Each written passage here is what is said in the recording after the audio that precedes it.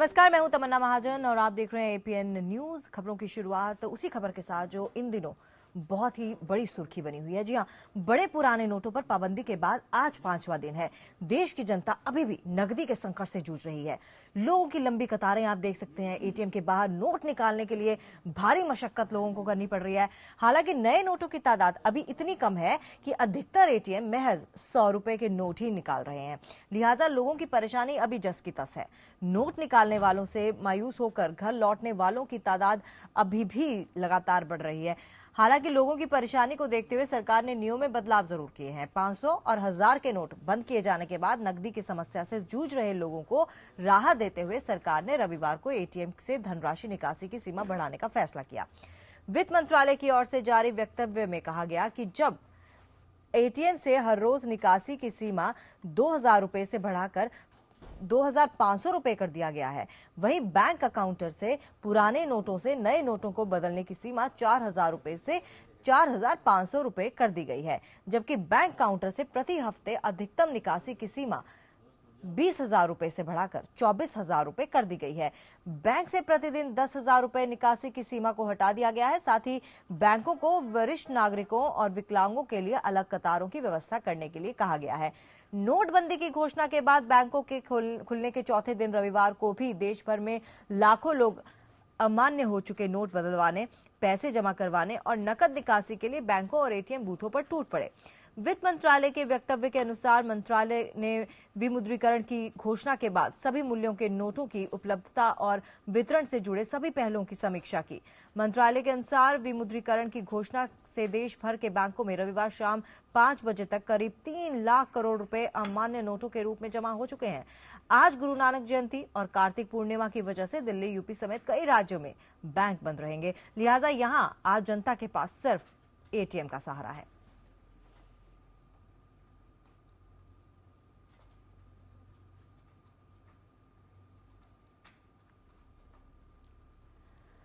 और गुरु नानक जयंती की वजह से दिल्ली, मुंबई, पश्चिम बंगाल, झारखंड, पंजाब, मध्य प्रदेश, उत्तर प्रदेश और पूर्वोत्तर सर्कल में बैंक आज बंद रहेंगे। हालांकि ओडिशा, बिहार, कर्नाटक, आंध्र प्रदेश, तमिलनाडु सर्कल में बैंक खुले रहेंगे। इन राज्यों में गुरु नानक जयंती का असर बैंक के कामकाज पर भी होगा। जिन राज्यों में सोमवार को बैंक बंद रहेंगे, इसका असर एटीएम सेवा पर भी पड़ेगा। एटीएम पर पहले ही पैसों की दिक्कत चल रही है और एक दिन की बंदी के बाद और दिक्कतें हो सकती हैं, ये जायज है। या जिन राज्यों में बैंक बंद है, उन्हें ना सिर्फ बैंक से पैसे नहीं मिल पाएंगे, बल्कि एटीएम से भी मुश्किल से ही पैसे निकल पाएंगे।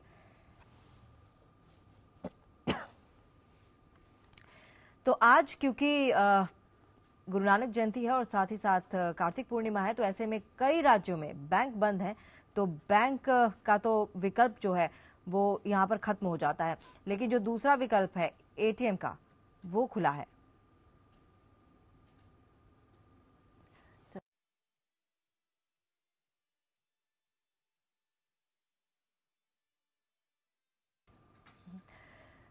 तो आज दिल्ली, यूपी में तो फिलहाल बैंक बंद है क्योंकि आज गुरु पूर्णिमा है, साथ ही साथ कार्तिक पूर्णिमा है। इसके अलावा आज लोगों के पास सिर्फ और सिर्फ एक ही विकल्प है, वो है एटीएम के आगे जमावड़ा या फिर लंबी कतार लगाने का।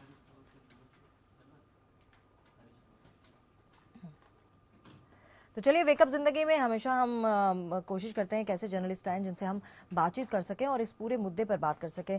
फजल इमाम मलिक, सीनियर जर्नलिस्ट, हमारे साथ मौजूद हैं। आपका बहुत बहुत स्वागत है। शुक्रिया। फजल साहब, कल मोदी जी के भाषण में उन्होंने तमाम चीज़ें बोली, सराहना की लोगों की, लेकिन कहीं ना कहीं वो उन चीज़ों को नहीं बोल पाए जिनसे लोग जूझ रहे हैं। जिस तरह से उन्होंने अब ठीक है, सीनियर सिटीजन के लिए आपने अलग लाइन लगा दी, ये बहुत नॉमिनल सी चीज़ें थी जो पहले सोची जा सकती थी।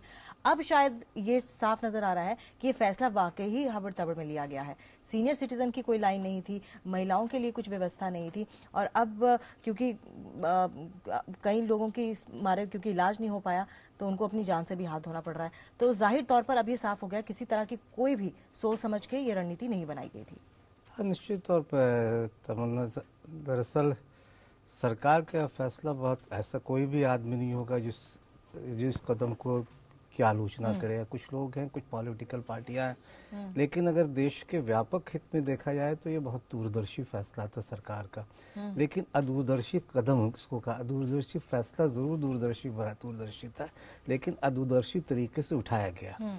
सरकार को इस पे पहले अपना पूरा जो जिसको कह सकते हैं कि अपना इंफ्रास्ट्रक्चर मजबूत कर लेना चाहिए। तो जो अपनी सारी चीज़ें तो उस व्यवस्था को अगर पूरी कर ली तो शायद इतनी तकलीफ नहीं उठानी पड़ती लोगों को। और अगर फेज़ वाइज कुछ किया जाता, जैसे पहले 1000 रुपये के नोटों को आप चलन बंद कर देते, 500 रुपये के नोट अगर बाजार में रहते तो शायद इतनी तकलीफ नहीं होती, इतनी मारामारी नहीं होती। दूसरी चीज़, आज जब आप कह रहे हैं कि ATM मशीनों को फिर से उसमें जो खांचे बनाने पड़ेंगे 2000 रुपये के, उसकी पूरी फिर से एक व्यवस्था करनी पड़ेगी, ये भी पहले किया जा सकता था। तो शायद जो दिक्कत अभी आ रही है, लोग कतारों में खड़े हुए हैं, कई मौतें हो चुकी हैं, झगड़े हो रहे हैं लोगों को कतार में खड़े होने की, तो ये सब परेशानी नहीं होती।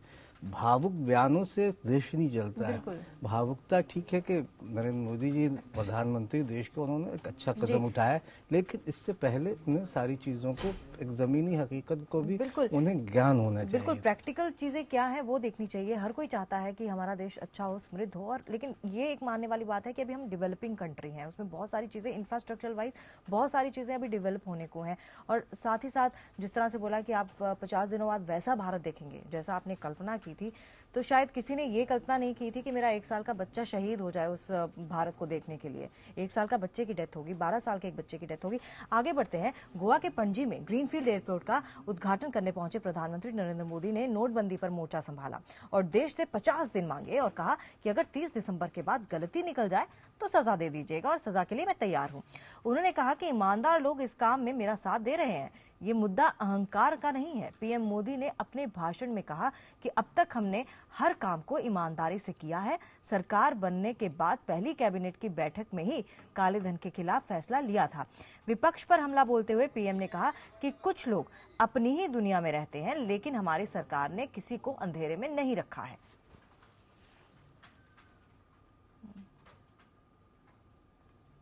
अगर बेईमानों को सजा देने के लिए 50 दिन थोड़ी तकलीफ रहेगी, तो आप मेरी मदद करोगे कि नहीं करोगे? दोनों हाथ ऊपर करके बताओ भाइयों बहनों, तालियों की गड़गड़ाहट से बताइए। ये देश देख रहा है, हर हिंदुस्तान का नौजवान, हर हिंदुस्तानी ये दृश्य देख लीजिए। जिनको शक है, एयर कंडीशन कमरे में बैठ करके बेईमानों की वकालत करने वाले, देख लीजिए जनता जनार्दन क्या चाहती है। देश को लूटा गया है कि नहीं लूटा गया? भ्रष्टाचार हुआ है कि नहीं हुआ है? बड़ी बड़ी नोटों के थप्पे घर में लगे हैं कि नहीं लगे हैं? मैं हैरान हूं, हमारे कांग्रेस के लोग कह रहे हैं कि आपने 1000 की नोट बंद कर दी, 500 की नोट बंद क्यों कर दी? भाई आपने जब चवन्नी बंद की थी मैंने पूछा था, आपको मालूम है कांग्रेस पार्टी ने चवन्नी बंद की थी? कांग्रेस पार्टी ने एक बार चवन्नी बंद कर दी थी। इस देश ने तो कोई चिल्लाहट नहीं की। ठीक है, आपकी ताकत उतनी थी। तो 50 दिन का समय मांगा है और 50 दिन में जैसा देश आप चाहते हैं वैसा देश प्रधानमंत्री मोदी आपको देंगे, ये वादा उन्होंने किया है। पीएम मोदी देश की जनता से 50 दिन तो मांग रहे हैं, लेकिन उनकी ये मांग केजरीवाल समेत तमाम विरोधी नेताओं को नागवार गुजरी है। जो प्रधानमंत्री जी ने गोवा में भाषण दिया और उन्होंने कहा कि 50 दिन और लगेंगे, मुझे 50 दिन दे दो, तो एक तरह से देश के अंदर लोगों के अंदर जो ये था कि अब आएंगे और कुछ करेंगे, वो नर्वसनेस और ज्यादा बढ़ गई है कि क्या अगले 50 दिन लोगों को इसी तरह से रोज लाइनों में खड़े होके गुजारने पड़ेंगे। मेरे ख्याल में वो थोड़ा भ्रमित कर रहे हैं लोगों को। एक तो देखिए, काला धन कोई घर में नहीं रखता है ज़्यादातर। दूसरा है, काला धन भी आपके बाजार में घूम रहा है, सर्कुलेशन में है। तो इसीलिए इसको ढूंढ निकालना और उसके खिलाफ कार्रवाई करना इस पद्धति से नहीं होता। का वक्त मांगा है। एक बार फिर से रुक करते हैं सीनियर जर्नलिस्ट फजल इमाम मलिक का। फजल साहब, ये मैं एक चीज़ जानना चाहूँगी, 50 दिनों का वक्त मांगा है। एक बार फिर से वही कहना चाहूँगी कि पहले आपने 2-3 दिन कहे कि 2-3 दिन में सब ठीक हो जाएगा। वही वित्त मंत्री ने भी कहा कि भाई 2-3 हफ्ते लगेंगे मशीनें ठीक होने में। आप अवधि थोड़ी थोड़ी बढ़ाते जा रहे हैं, लेकिन यही मेरा क्वेश्चन है कि 50 दिनों बाद जैसा भारत हम चाहते थे वैसा भारत कहाँ से मिल जाएगा? किसी ने ये कल्पना नहीं की होगी कि मुझे ऐसा भारत इसलिए चाहिए, 1 साल का मेरा बच्चे का इलाज नहीं हो पाया और वो मौत के मुंह में चला गया। केजरीवाल ने जिस तरह की प्रेस कॉन्फ्रेंस का जो भी सवाल उठाए, मुझे नहीं लगा कि उन्होंने कुछ भी गलत कहा आम आदमी को देखते हुए। नहीं, देखिए, जिस परेशानियों से हम जूझ रहे हैं, निश्चित तौर पे वो परेशानी बहुत सारे हम तमाम लोगों को पता है। लोग घंटों कतार में खड़े रहते हैं और आज बैंक बंद भी है, एटीएम का सारा एटीएम का खाली उस तरह से काम नहीं करते जिस तरह। तो ये 50 दिन अगर इसी तरह से लगा रहा, अगर 1 हफ्ते 10 दिन की बात हो तो लोग, लेकिन 50 दिन अगर इसी तरह से लोग लगे रहे तो मुझे लगता है कि असंतोष की स्थिति पैदा होगी। ऐसा नहीं है, देखिए, ऐसा नहीं है कि पहले नोट चलन से बंद नहीं हुए। 54 के बाद भले प्रधानमंत्री ने कि नोट पहले भी बंद हुए, लेकिन बाजार इतना बड़ा नहीं था पहले। बिल्कुल, पहले बाजार नोट पहले भी आज से कई तरह के नोट हम लोगों ने खुद देखे हैं जो बीच में बाजार से खत्म होते गए, लेकिन उसका असर इस तरह लोगों पर नहीं पड़ा। लेकिन अभी जो अचानक ये सारी चीज़ें हुई, आप ठीक है कि काला धन निकालिए, काला धन निकालने में या देश को बनाने में कोई भी ऐसा, जैसा मैंने कहा कि कोई भी ऐसा व्यक्ति नहीं होगा जो उनके इस कदम के साथ नहीं होगा। लेकिन आम लोगों की परेशानी, आप एक तरफ ये कह रहे हैं कि लोग देखिए जनता क्या कह रही, लेकिन उस जनता को नहीं देख रहे हैं जो कतारों में खड़ी हुई हर शहर में लगभग सबसे। तो ये इसका वही जिसके आपने कहा कि प्रैक्टिकल चीज़ों पर ध्यान नहीं दिया। अगर उन सारी चीज़ों को पहले से ध्यान दिया गया होता और कुछ जो चीज़ें आज कर रहे हैं, अभी कर रहे हैं, वो पहले कर लिया गया होता और उसके बाद ये नोटों का चलन बंद किया गया होता तो शायद ये दिक्कत नहीं आती। क्योंकि ये तो बहुत ही नॉर्मल सी बात है, जब आप इतना बड़ा फैसला ले रहे हैं तो ये तो बहुत नॉर्मल सी बात है कि आपको ये सोचना चाहिए कि सीनियर सिटीजन कैसे लाइन में खड़ा रहेगा। बच्चों के लिए, जो बच्चे बहुत ही छोटे हैं, उनका खर्चा दुगना होता है, बहुत सारी चीजें, तमाम चीजें होती हैं, दूध वगैरह सब लेना होता है, वो खर्चा कैसे चलेगा? आप 2000 के नोट लेके जाइए, आपको छुट्टे नहीं मिल रहे हैं, छुट्टे नहीं मिलेंगे तो बहुत सारी दिक्कतें आ रही है आपको। अब लोग पेट्रोल पंप में जाके अपना कार्ड स्वाइप कर रहे हैं और पेट्रोल पंप वाले को बोल रहे हैं हमें 500 रुपया कैश दे दीजिए। तो 125 करोड़ की जनता है और सबके अपने अपने अलग अलग मुद्दे हैं। सारी इन सब चीजों को सोचना बहुत जरूरी था, शायद उस पे चूक गए। उस पे नहीं, वही बिल्कुल दूरदर्शी फैसला है, लेकिन अदूरदर्शी कदम इसको कहा जाए कि उन्होंने एक ग्राउंड रियलिटी को टेस्ट नहीं किया या इस पे एक होमवर्क नहीं किया था। अगर होमवर्क किया गया होता तो शायद अरुण जेटली ये अगर बोल रहे हैं कि आप चेक से काम चलाइए, डेबिट कार्ड से चलाइए, क्रेडिट, तो हर किसी के पास इस देश में बहुत, यानी कैसे काटेगा? 75% ऐसे लोग होंगे जिनके पास डेबिट कार्ड, क्रेडिट कार्ड नहीं होगा, चेक नहीं होगा, बस ज्यादा। बिल्कुल, अनपढ़ इंसान चेक कैसे काटेगा? तो इस तरह की बातें आप कर रहे तो ये हास्यास्पद सी चीजें लग रही हैं। तो ये इस पे काम नहीं हुआ। आपने कदम बहुत अच्छा उठाया, लेकिन ये है कि लोगों की तकलीफों का ध्यान नहीं दिया, आम आदमी को थोड़ा सा दरकिनार कर दिया। आपका बहुत बहुत धन्यवाद तमाम हमारे साथ इस चर्चा के लिए। तो कदम, जैसा कि फजल इमाम जी ने भी कहा कि कदम बिल्कुल साहसी है, बहुत ही बोल्ड स्टेप उठाया है, लेकिन ग्राउंड रियलिटी से थोड़ा सा दूर रहे, थोड़ा सा नहीं काफ़ी हद तक दूर रहे, क्योंकि बहुत सारी प्रॉब्लम्स हैं। 125 करोड़ लोगों की आबादी है, ऐसे में हर किसी की अपनी अपनी तकलीफें हैं, किसी की शादी है, किसी के घर में कोई इलाज चल रहा है, उनको शायद प्रधानमंत्री मोदी नहीं देते। नोटबंदी के बाद चुनावी राज्य यूपी में आज प्रधानमंत्री मोदी का पहला दौरा है। मोदी आज बीजेपी की परिवर्तन यात्रा के तहत गाजीपुर में रैली को संबोधित करेंगे। इस मौके पर पीएम मोदी कई योजनाओं की सौगात भी देंगे। प्रधानमंत्री गाजीपुर में ITI मैदान में आयोजित समारोह में मऊ ताड़ीघाट नई लाइन के बीच गंगा नदी पर रेल से सड़क पुल का शिलान्यास करेंगे। नरेंद्र मोदी इसके अलावा गाजीपुर सिटी बलिया रेल खंड के दोहरीकरण का शिलान्यास करेंगे। साथ ही गाजीपुर सिटी कोलकाता साप्ताहिक सुपरफास्ट शब्द भेदी एक्सप्रेस को हरी झंडी देंगे। मोदी गाजीपुर घाट स्टेशन पर नवनिर्मित पेरिशेबल कार्गो केंद्र का लोकार्पण भी करेंगे। लोकार्पण शिलान्यास कार्यक्रम के बीच पीएम मोदी परिवर्तन रैली को संबोधित करेंगे। नोटबंदी के बाद आज पीएम मोदी की पहली जनसभा है। इस अवसर पर उत्तर प्रदेश के राज्यपाल राम नाईक, रेल मंत्री सुरेश प्रभु, रेल राज्य मंत्री एवं संचार राज्य मंत्री मनोज सिन्हा, मानव संसाधन विकास राज्य मंत्री डॉक्टर महेंद्र नाथ पांडे, स्वास्थ्य एवं परिवार राज्य मंत्री अनुप्रिया पटेल, बीजेपी प्रदेश अध्यक्ष केशव प्रसाद मौर्य, उत्तर प्रदेश के पंचायती राज मंत्री राम गोविंद चौधरी मौजूद रहेंगे।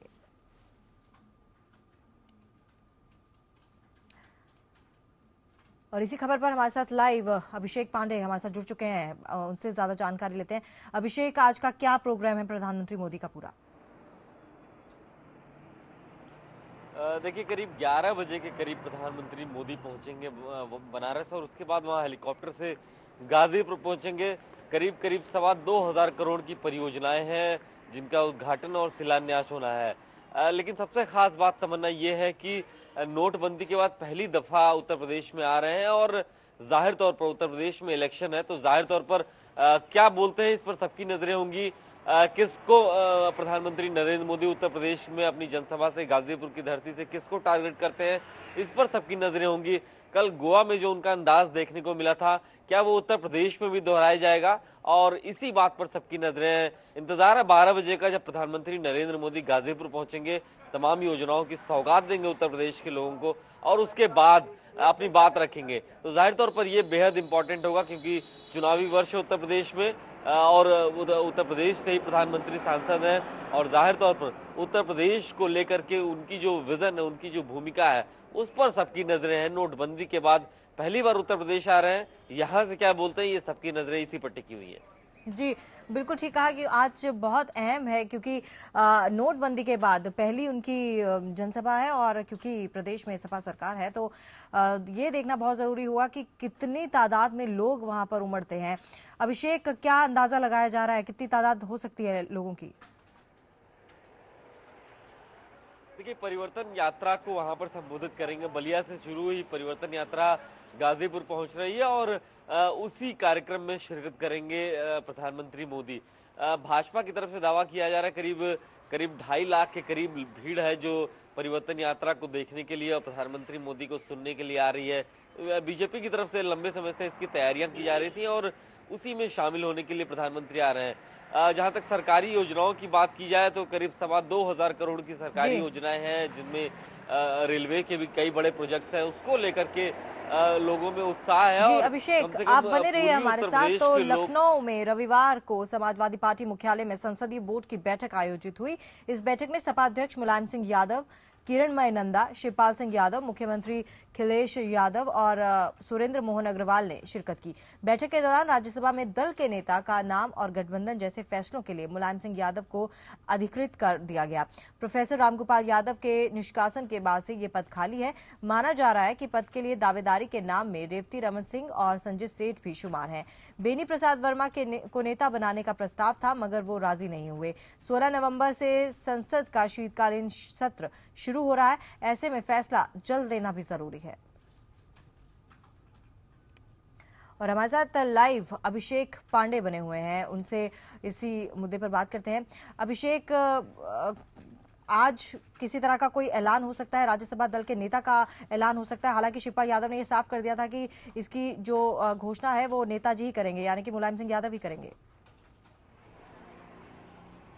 देखिए, बहुत औपचारिक घोषणा होनी है। राज्यसभा में समाजवादी पार्टी की अगुवाई कौन करेगा? 16 तारीख को पार्लियामेंट का सेशन शुरू हो रहा है, तो ऐसे में एक औपचारिक बाध्यता होती है। हर एक दल का नेता होता है जो कि रिप्रेजेंट करता है पार्लियामेंट में या फिर किसी भी हाउस में उस दल को। तो ऐसे में प्रोफेसर रामगोपाल यादव की बर्खास्तगी के बाद से समाजवादी पार्टी में राज्यसभा में दल का नेता कौन होगा, ये बस चुनाव होना है। कल पार्लियामेंट्री बोर्ड की बैठक हुई और मुलायम सिंह यादव को इसके लिए अधिकृत कर दिया गया है कि वो जिसको चाहे वो दल का नेता बना सकते हैं। तो ऐसे में सबकी नजरें टिकी हुई हैं कि राज्यसभा में जो मौजूदा मेंबर्स हैं उनमें से कौन दल की अगुवाई करेगा। प्रोफेसर रामगोपाल यादव जिनको बर्खास्त किया गया, आज वो इटावा में एक प्रेस कॉन्फ्रेंस भी करने जा रहे हैं। माना जा रहा है कि वहां पर वो अपनी बात रख सकते हैं क्योंकि उनको ही समाजवादी पार्टी से बर्खास्त किया गया और वही अभी तक समाजवादी पार्टी के राज्यसभा में दल के नेता हुआ करते थे। तो आज उस पर भी नजरें हैं कि प्रोफेसर रामगोपाल यादव क्या कोई नया खुलासा करते हैं, नया ऐलान करते हैं। या फिर खुद ही दल की अगुवाई अभी तक जो करते चले आ रहे थे उससे अपने आप को दरकिनार कर लेते हैं। लेकिन नया नाम कौन होगा, ये फिलहाल अभी इस पर संशय बना हुआ है। तमाम नामों पर चर्चा हुई, इसमें बेनी प्रसाद वर्मा का नाम भी रखा गया, लेकिन खुद बेनी प्रसाद वर्मा ने इस बात को इनकार कर दिया कि वो दल की अगुवाई नहीं करना चाहते। तो ऐसे में इंतजार किया जा रहा है कि राज्यसभा में समाजवादी पार्टी का रिप्रेजेंटेशन कौन देगा, इसका चुनाव मुलायम सिंह यादव करेंगे। और माना जा रहा है कि आज शाम तक या फिर कल इसका चयन हो जाएगा, क्योंकि 16 तारीख से पार्लियामेंट का सेशन शुरू हो रहा है और उससे पहले राज्यसभा में इसका ऐलान होना है। चलिए अभिषेक, आपका बहुत बहुत धन्यवाद तमाम जानकारी के लिए। उत्तराखंड कैबिनेट की अहम बैठक आज शाम 4 बजे से सचिवालय में होगी। बैठक में जहां कई अहम प्रस्तावों पर चर्चा होगी और अहम फैसले पर मुहर भी लग सकती है। उम्मीद इस बैठक में है कि कुछ अहम फैसले इस बैठक में लिए जा सकते हैं।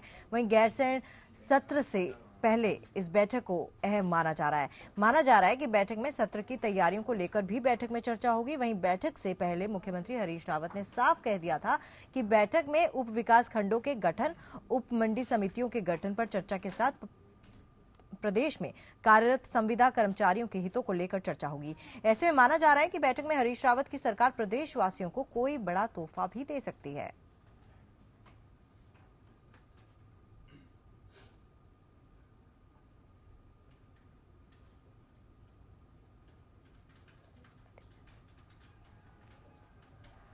और इस खबर पर हमारे साथ मनीष जंगवाल जुड़ चुके हैं लाइव। मनीष, क्या अपडेट है आपके पास? जी बिल्कुल, आज गैरसैंण सत्र से पहले जो सचिवालय में कैबिनेट बैठक रखी गई है, काफी महत्वपूर्ण इस बैठक को माना जा रहा है और माना जा रहा है कि काफी अहम फैसलों पर इसमें चर्चा होगी। और खास बात यह भी होगी कि आखिरकार गैरसैंण में क्या कुछ यहां पर विधेयक आएंगे या प्रस्ताव आएंगे, सरकार की क्या कुछ तैयारियां वहां पर गैरसैंण सत्र में होंगी, इस बात पर जहां चर्चा की जाएगी कि आखिरकार विपक्ष का कैसे यहां पर जवाब दिया जाए, इस पर रणनीति इस कैबिनेट की बैठक में बनेगी। वहीं अगर बात करें तो काफी महत्वपूर्ण फैसले इस कैबिनेट बैठक में आने वाले हैं और खुद मुख्यमंत्री हरीश रावत ने कल ये ब्रीफ कर ये भी जानकारी दी है कि जो यहां पर जिलों की गठन की मांग यहां पर तेजी से उठती आ रही थी, उससे पहले जो विकास खंडों को मांग बनाने की मांग यहां पर उठ रही थी, तो इस पर कैबिनेट की बैठक में चर्चा की जाएगी और जो उप विकास खंड है उसको बनाने की यहां पर बात मुख्यमंत्री हरीश रावत ने की है। तो कुल मिलाकर जो आज कैबिनेट बैठक होने वाली है उसमें उप विकास खंडों को यहां पर मुहर लग सकती है कि जो विकास खंड यहां पर बड़े हैं वहां पर उप विकास खंड यहां पर बनाए जा सकते हैं। और मुख्यमंत्री ने सीधे तौर से कहा कि 22 विकास खंडों से ये मांग आई है कि नए विकास खंड 22 बने। लेकिन अब देखने वाली बात ये होगी कि जो कैबिनेट की बैठक है क्या कुछ उसमें यहां पर नए विकास खंडों को या उप विकास खंडों को बनाने को लेकर यहां पर चर्चा की जाती है। और साथ ही जो दूसरा महत्वपूर्ण जो बात यहां पर मुख्यमंत्री हरीश रावत ने कैबिनेट बैठक से पहले कही है वो ये कही है कि जो यहां पर जो पर्वतीय क्षेत्रों में जो किसान हैं उन्हें यहां पर बेहतर मार्केट मिल नहीं पाती है। जो यहां पर गांवों में जो यहां पर सब्जी या फसल पैदा होती है वो सीधे तौर से यहां पर मंडियों तक नहीं पहुंच पाती है। तो इसके लिए उप मंडियां यहां पर बनाने की बिल्कुल। चलिए मनीष, आप बने रहिए हमारे साथ। वहीं बीजेपी की सत्ता परिवर्तन यात्रा का प्रदेश में आगाज हो चुका है। वहीं बीजेपी के राष्ट्रीय अध्यक्ष अमित शाह ने राजधानी देहरादून से यात्रा में शामिल 2 रथों को गढ़वाल मंडल और कुमायूं मंडल के लिए हरी झंडी दिखाकर रवाना कर दिया है। यात्रा को रवाना करने से पहले बीजेपी के राष्ट्रीय अध्यक्ष अमित शाह ने देहरादून में एक रैली को संबोधित करते हुए प्रदेश सरकार पर कई हमले बोलने के साथ ही कांग्रेस पर जमकर निशाना साधा। रुक करते हैं मनीष का। और मनीष, इस खबर पर क्या जानकारी है आपके पास? जी बिल्कुल, जो भाजपा की सत्ता परिवर्तन यात्रा है उसका आगाज हो चला है और कल बीजेपी के जो राष्ट्रीय अध्यक्ष अमित शाह थे वो भी यात्रा में शामिल हुए। और यात्रा में जो 2 रथ शामिल थे उन्हें एक गढ़वाल मंडल और एक कुमाऊं मंडल के लिए यहां पर हरी झंडी दिखाकर अमित शाह ने यहां पर रवाना किया है। और अब पूरे प्रदेश की 70 विधानसभाओं सीटों से होकर ये यात्रा यहां पर गुजरेगी और हर विधानसभा से होकर ये यात्रा गुजरेगी और कई जगहों पर जनसभाएं भी यहां पर इस यात्रा के माध्यम से होंगी। और 27 या 28 जगहों चिन्हित कर ली गई है बीजेपी के द्वारा, जहां पर जनसभाएं होंगी और जहां पर ये जनसभाएं होंगी उसमें बीजेपी के या तो केंद्रीय मंत्री शामिल रहेंगे या बीजेपी के केंद्रीय नेता यहां पर शामिल रहेंगे। और पूरी तरीके से अब यहां पर बीजेपी जो चुनावी मोड में थी वो आ गई और अपना एक और गियर यहां पर बीजेपी ने यहां पर चेंज कर लिया है चुनावी मोड के तहत। और अब सत्ता परिवर्तन यात्रा के जरिए अब सरकार पर यहां पर हमलावर यहां पर बीजेपी नजर आ रही है। और सीधे तौर से जो कल अमित शाह भी यहां पर जो रैली को संबोधित कर रहे थे तो सीधे तौर से यहां पर प्रदेश की सरकार यहां पर उनके निशाने पर थी। और सीधे तौर से जो उदाहरण उन्होंने दिया है कि जिस तरीके से यहां पर सरकार फेलियर रही है विकास कार्यों को लेकर, तो उसकी तुलना उन्होंने यहां पर जले हुए ट्रांसफार्मर की तरह की है कि जनता से उन्होंने अनुरोध भी किया है कि जिस तरीके से जो ट्रांसफार्मर जल जाता है उससे यहां पर बिजली नहीं पहुंचती है, उसी तरीके से यहां पर जो सरकार जल गई है उससे यहां पर विकास की किरण नहीं पहुंच रही है। तो इसलिए आप सत्ता परिवर्तन करिए और यहां पर सरकार को बदलिए। बीजेपी को आप सत्ता में लेके आते हैं तो केंद्र में यहां पर भाजपा की सरकार है और सीधे रूप से यहां पर विकास के द्वार यहां पर खुल जाएंगे। और खास बात यह है कि उत्तराखंड राज्य के गठन पर यहां पर विशेष फोकस यहां पर अमित शाह ने अपने भाषण में किया है कि जो यहां पर जो उत्तराखंड राज्य यहां पर जो बना था, उत्तराखंड राज्य की जो गठन था उसमें बीजेपी का महत्वपूर्ण योगदान था और बीजेपी का उन्होंने इसको श्रेय देने। चलिए मनीष, आप बने रहिए, हम आपसे इस बारे में तमाम अपडेट देते रहेंगे। फिलहाल आपके लिए आपका बहुत बहुत धन्यवाद। तो बीजेपी की जो मिशन उत्तराखंड है वो शुरू हो गया है, लेकिन अब रुक करते हैं झारखंड की खबरों का। जी हाँ, जानते हैं कि क्या वहां आज क्या क्या अहम खबरें हैं। राजधानी रांची से सीधे हमारे साथ जुड़ चुके हैं ज्ञान रंजन।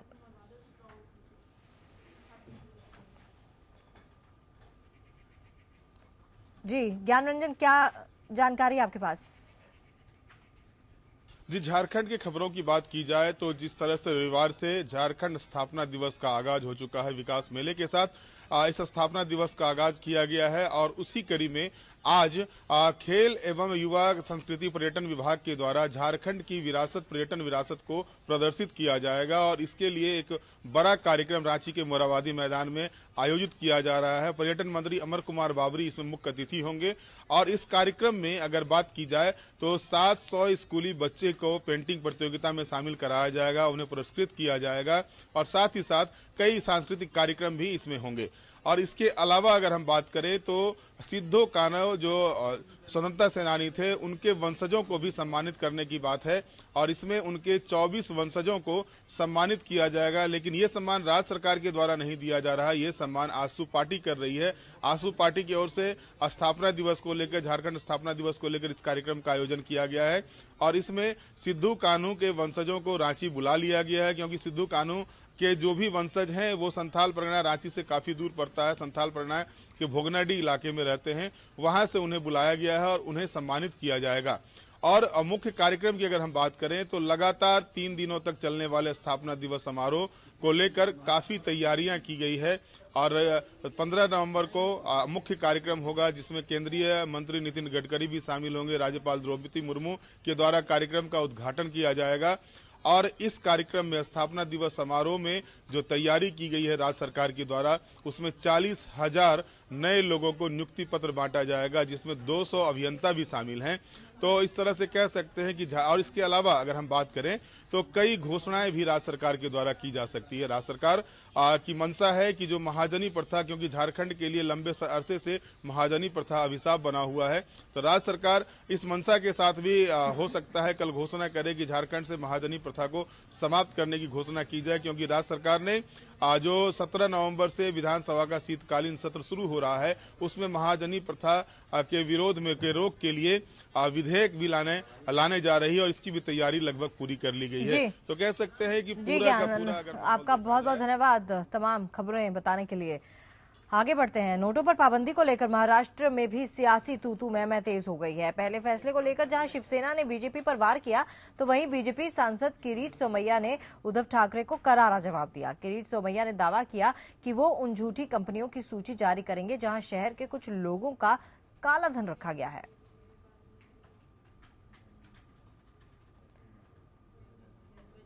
तो महाराष्ट्र में भी नोटों पर पाबंदी को लेकर अब सियासी सरगर्मी जो है वो तेज हो गई है, तू-तू मैं शुरू हो गई है।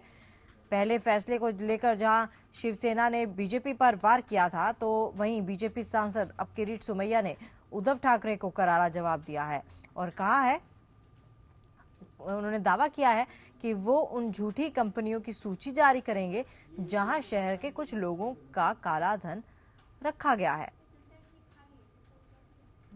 तो नोटबंदी को लेकर हर तरफ राजनीति हो रही है और जाहिर तौर पर विपक्षी पार्टियों का काम है कि जब सरकार कुछ भी करती है उसके पहलुओं को लेकर जनता के आगे रखे। और इसी के चलते अब महाराष्ट्र की बात करें,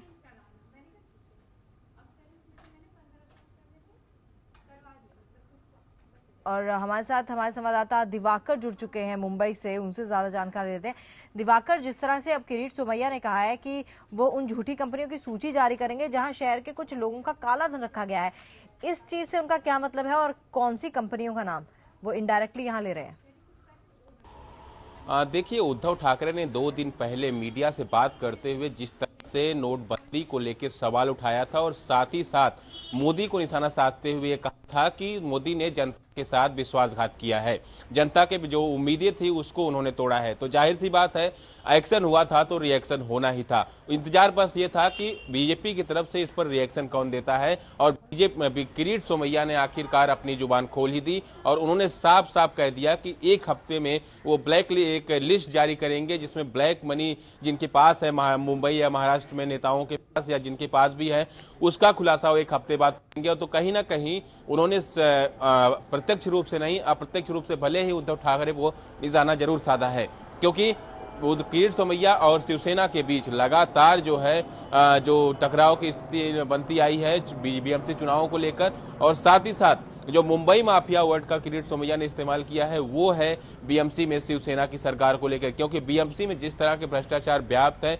उसको लेकर किरीट सोमैया लगातार बोलते चले आ रहे हैं और उन्होंने इसी बेस पर बोला था कि इस बार बीजेपी अकेले चुनाव लड़ेगी। तो ऐसे में इस तरह का बयान जी दिवाकर, तमाम जानकारी के लिए बहुत बहुत धन्यवाद। तो अब किरीट सोमैया ने ये निशाना साधा है कि जिन कंपनियों में काला धन है उनकी वो सूची जारी करेंगे। अमेरिका के नवनिर्वाचित राष्ट्रपति डोनाल्ड ट्रंप ने अवैध प्रवासियों के खिलाफ सख्ती का संदेश दिया है। उन्होंने कहा कि शुरुआत में 30 लाख अवैध प्रवासियों को निर्वासित किया जाएगा या फिर उन्हें जेल में डाला जाएगा। अमेरिकी चैनल CBS को दिए गए इंटरव्यू में ट्रंप ने कहा कि कार्रवाई आपराधिक रिकॉर्ड वाले प्रवासियों के खिलाफ होगी। इसके दायरे में गैंग के सदस्यों और ड्रग डीलर्स के खिलाफ कार्रवाई होगी।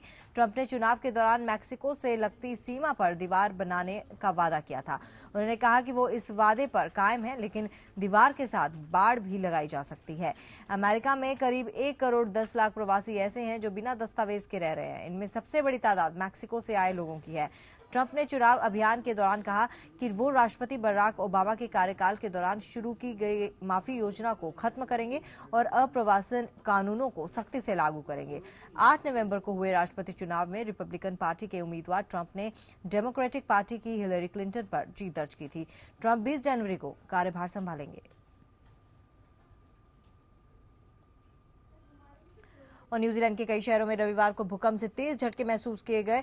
क्राइस्टचर्च में 7.4 तीव्रता का झटका महसूस किया गया। न्यूज एजेंसी AP के मुताबिक क्राइस्टचर्च के दक्षिणी हिस्से में सुनामी की लहरें देखी गई। इनकी ऊंचाई 6 फीट से ज्यादा थी। देश के सिविल डिफेंस डिपार्टमेंट ने भी सुनामी की बात कबूल की है। भूकंप के चलते 2 की मौत हो गई। लोगों में फौरन सुरक्षित स्थानों पर जाने की अपील की गई है। कई हेलीकॉप्टर रेस्क्यू में लगाए गए हैं। दिक्कत की बात यह है कि तेज झटकों की वजह से बिजली और फोन लाइंस भी ठप हैं। खबर लिखे जाने तक किसी शहर में किसी नागरिक को नुकसान की कोई खबर नहीं मिली है। और आज है कार्तिक पूर्णिमा। इस मौके पर संगम नगरी इलाहाबाद में संगम तट पर सुबह से ही लोगों का हुजूम उमड़ा है। बड़ी संख्या में लोग पवित्र संगम में डुबकी लगा रहे हैं। सबसे ज्यादा भक्तों की भीड़ बलुआ घाट पर दिखाई दी, जहां पर दूर दूर से आए हजारों श्रद्धालु यमुना की धारा में डुबकी लगाने के बाद सूर्य को अर्घ दे रहे हैं और भगवान कार्तिकेय की पूजा अर्चना कर साल भर अपने परिवार के निरोग रहने की कामना कर रहे हैं। ग्रह नक्षत्रों के दुर्लभ संयोग की वजह से इस बार कार्तिक पूर्णिमा के स्नान का विशेष महत्व है। मान्यताओं के मुताबिक कार्तिक पूर्णिमा के ही दिन भगवान शिव और माता पार्वती के पुत्र कार्तिकेय का जन्म हुआ था, जबकि सृष्टि के पालनहार भगवान विष्णु ने आज ही के दिन मत्स्यावतार रूप धारण किया था।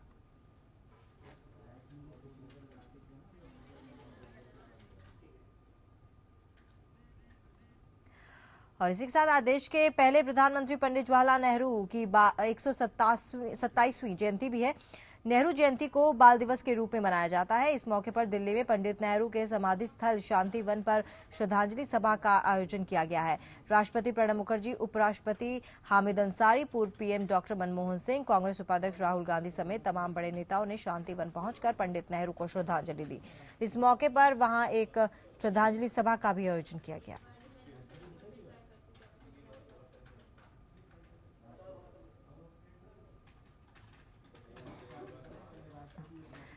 तो आज पंडित नेहरू की 127वीं जयंती है और इसे चिल्ड्रंस डे यानी कि बाल दिवस के रूप में भी मनाया जाता है। आज नेहरू जयंती है। राष्ट्रपति, उपराष्ट्रपति, कांग्रेस उपाध्यक्ष राहुल गांधी ने आज यहां पहुंचकर उनको श्रद्धांजलि दी।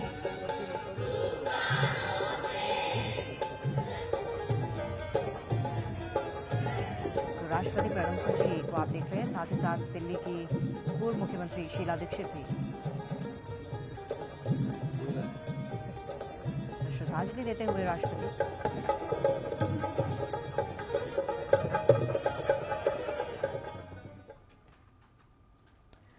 और एपीएन के 3 दिवसीय कुशीनगर महोत्सव के समापन समारोह में प्रदेश की सांस्कृतिक विरासत की झलक देखने को मिली। महोत्सव में अपने अपने क्षेत्रों के उल्लेखनीय कार्यों के लिए विशिष्ट लोगों को यूपी रत्न सम्मान से नवाजा गया। समारोह में सपा प्रदेश अध्यक्ष शिवपाल यादव ने भी शिरकत की। उत्तर प्रदेश की संस्कृति की ये अद्भुत छटा कुशीनगर महोत्सव के समापन समारोह की है। लोक नृत्य करती हुई नृत्यांगनाओं ने जहां दर्शकों को सम्मोहित किया, तो सरगम की धुनों को अपनी मखमली आवाज में पिरोकर गायकों ने लोगों को मंत्रमुग्ध कर दिया।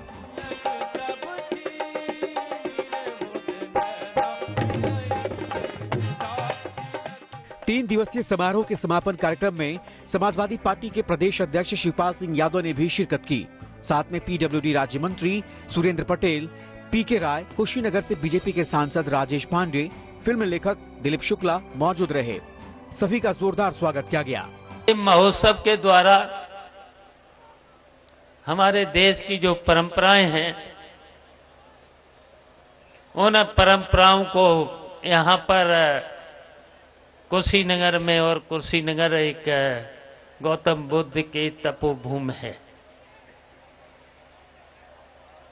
तो मेरा सौभाग्य है इस तपोभूमि में मुझे आने का।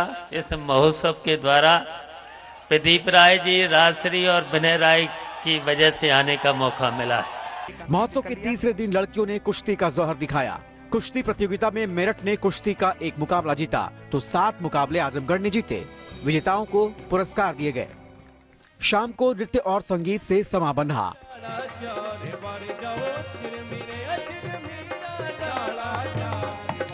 मंच पर लोक कला की अनोखी छटा दिखी।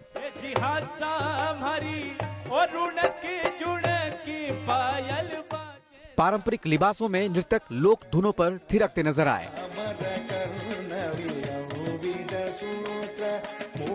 साथ में कलाकारों ने अपनी सधी हुई साधना भी पेश की। कहीं सिर पर घड़े को संतुलित करके कलाकार मस्त होकर नाचे, तो वाद्य यंत्रों से भूली बिसरी धुनें छेड़कर सम्मोहित करने वाला माहौल बनाया गया।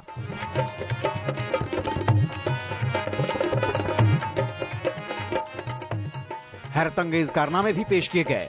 कलाकारों ने तलवारों की धार पर चलकर लोगों को रोमांचित किया। कई लोगों को यूपी रत्न से भी सम्मानित किया गया। आईबी सिंह को वकालत के क्षेत्र में उल्लेखनीय काम के लिए सम्मानित किया गया, तो दिलीप शुक्ला को फिल्म लेखन के क्षेत्र में सम्मानित किया गया और भी कई हस्तियों को सम्मानित किया गया। कुल मिलाकर समापन समारोह एक यादगार अनुभव रहा।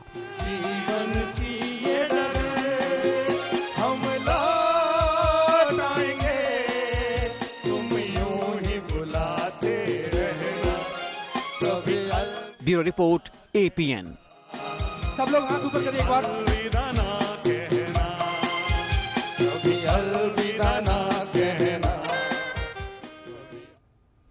तो चलिए आइए अब कुशीनगर महोत्सव में यूपी रत्न से सम्मानित विशिष्ट विभूतियों के नाम हम आपको बताते हैं।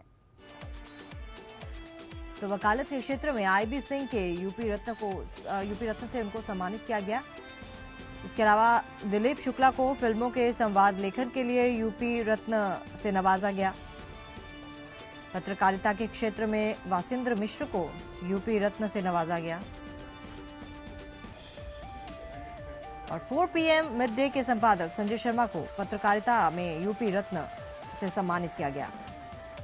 वहीं बात करें शास्त्रीय गान के क्षेत्र की तो ऋत्विक सन्याल को यूपी रत्न से नवाजा गया।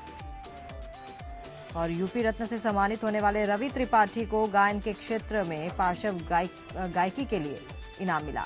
पुलिस सेवा के क्षेत्र में यूपी के पूर्व डीजीपी बृजलाल को यूपी रत्न से नवाजा गया। और टीवी कलाकार अनुपम श्याम ओझा को यूपी रत्न से सम्मानित किया गया। तो चलिए, वेकअप जिंदगी में आज के लिए इतना ही, लेकिन कल फिर हाजिर होंगे। तब तक के लिए अपना ख्याल रखिएगा। Have a nice day.